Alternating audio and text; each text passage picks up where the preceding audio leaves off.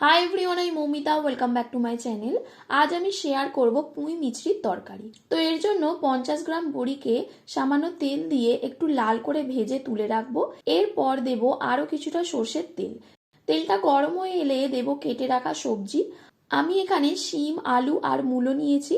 এগুলোকে আমি 7 থেকে 8 মিনিট মিডিয়াম হিটে ভেজে নিয়ে দিচ্ছি। হাফ চা চামচ আদা বাটা। আদাটাকে 1 মিনিট ভেজে নিয়ে দেব পরিমাণ মতো নুন, হলুদ গুঁড়ো, লঙ্কা গুঁড়ো, জিরে গুঁড়ো আর ধনে গুঁড়ো। এবার সামান্য একটু জল দিয়ে মশলাটাকে কষে নেব।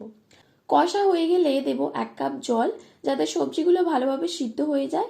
এবার জলটা একটু ফুটে এলে দেব কেটে রাখা পুঁই মিচড়ি। এর সাথেই দেব ভেজে রাখা বড়ি।